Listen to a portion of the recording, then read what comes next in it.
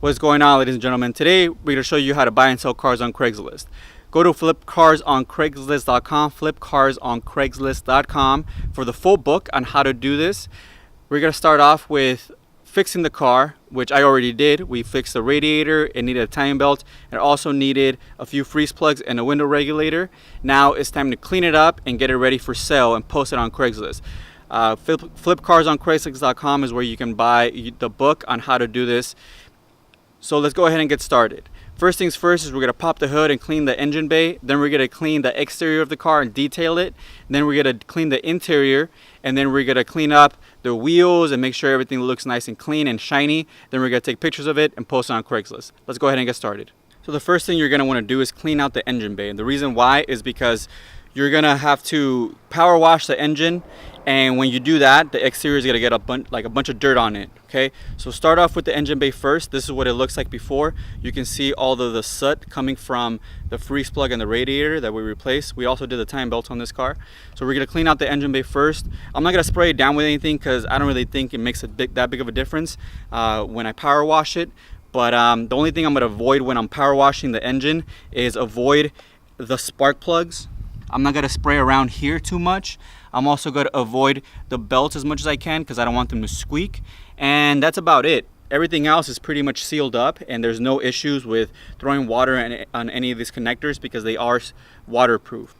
I'm using a Husky 2200 PSI power washer.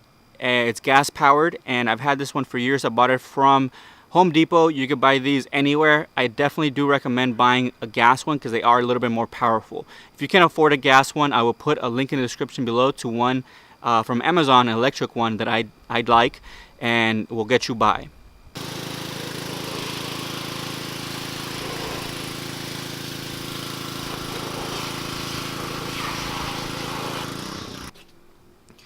So this is after we have power washed the engine bay.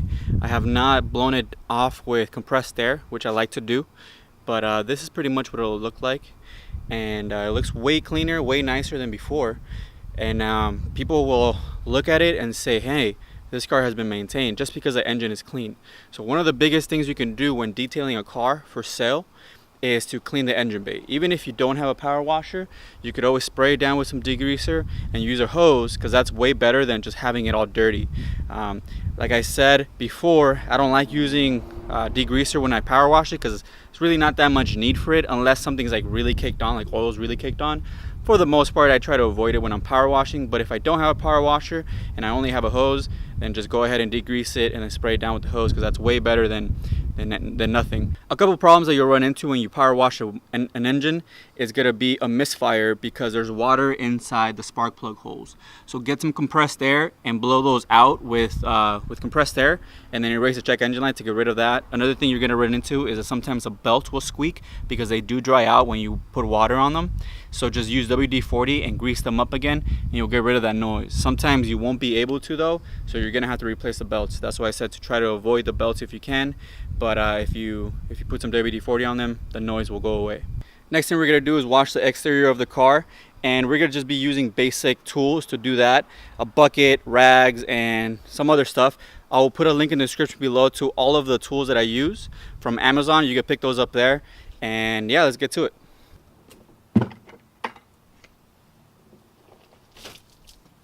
Alright, all nice and cleaned up. What we're going to do next is we're going to go ahead and clean the interior. After we clean the interior, we're gonna take off the hubcaps and then paint the wheels black so they can all match because I am missing 3 of them. I'm missing all of the hubcaps for the wheels, so we're just gonna go ahead and paint those. A few things you want to do before you take good pictures of a car. First things first is always try to find a really nice background. The background has to be nice and pleasing to the eye that complements the car. I always try to find backgrounds that have a lot of green, like I go to a park and then find some trees and park the car in front of it and take my pictures. I haven't taken off the hubcaps yet, but I will. And I just want to show you guys what to do when taking pictures. First off, you always want to take your main picture, which is going to be from the front and then to the angle. You want to stand about 5 to 10 feet away from the car and take your first picture. Come to the next side of the car, take your picture. Go to the back of the car from the same angle, take your picture, and one more time from the back. On the inside of the car, I always like to remove the floor mats. The reason why is because the carpet is always cleaner than the floor mats, and it looks more uniform when you take off the front floor mats. So you take your picture from the driver's side, then you take your next picture from the passenger side. Then you want to take pictures of any dents or anything wrong with the car. On this side, the car looks pretty clean, there's no issues. But on this side, we do have a dent, and I will take a picture of this and put it in the ad just like this and show it to the potential buyer so they know that the car has a dent, so they don't get surprised when they show up to look at the car. And of course, the last picture you're going to take is of the engine bay, and you want to stand right in front of the car, angling up the camera, and take a picture. Luckily today it's a little gloomy day, so I don't have that much sun, but you always want to take pictures of the engine bay underneath the shade, because if you don't, you're gonna have really weird sunspots and light where you don't want it to be. So always try to be underneath the shade when you're taking pictures of your car. Again, you can find all of these tips at flipcarsonCraigslist.com, and you can buy my book that will give you all the information you need to know on how to buy and sell cars on Craigslist.